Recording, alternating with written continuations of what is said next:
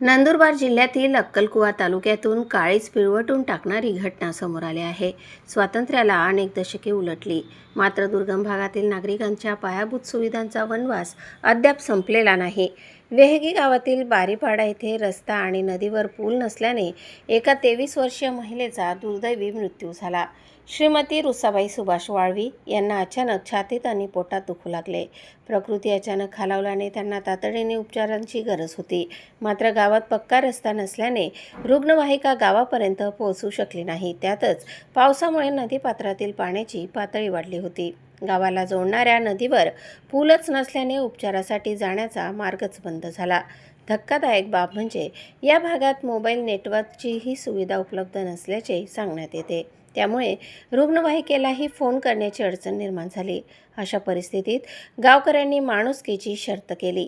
बांबू आणि चादरीच्या मदतीने झोळी तयार करण्यात आली। या झोळीत रुग्णाला घेऊन जाणाऱ्या गावकऱ्यांनी नदी पार करण्याचा प्रयत्न केला। जीव वाचवण्यासाठी गावकऱ्यांनी अक्षरशः जीव धोक्यात घातला, मात्र उपचारासाठी नेत असतानाच रुसाबाई वाळवी यांची प्राणज्योत मालवली। एका महिलेचा मृत्यू झाला, पण त्यासोबत अनेक प्रश्नही अनुत्तरित राहिले। आजही नागरिकांना रुग्णालयात जाण्यासाठी बांबूच्या झोळीचा आधार का घ्यावा लागतो? आजही पावसाळ्यात नदी ओलांडण्यासाठी नागरिकांना जीव मुठीत का धरावा लागतो? रस्ता, पूल आणि आरोग्य सेवा या मूलभूत सुविधा नागरिकांचा हक्क नाहीत का? या घटनेने दुर्गम भागातील आरोग्य व्यवस्थेचे वास्तव पुन्हा एकदा समोर आणले आहे। वेहगी बारीपाड्यातील या घटनेमुळे नागरिकांमध्ये तीव्र संताप व्यक्त होत आहे। प्रशासनाने या घटनेची गांभीर्याने दखल घेण्याची मागणी होत आहे।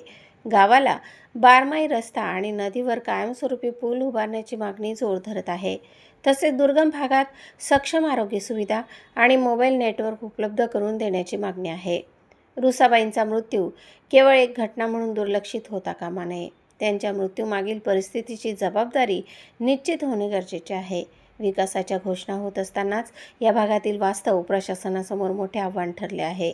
एका रस्त्याअभावी, एका पुलाअभावी आणि सुविधांच्या अभावामुळे एका कुटुंबावर दुःखाचा डोंगर कोसळला आहे। ही घटना केवळ संतापजनक नाही, तर संपूर्ण व्यवस्थेला आत्मपरीक्षण करायला लावणारी आहे।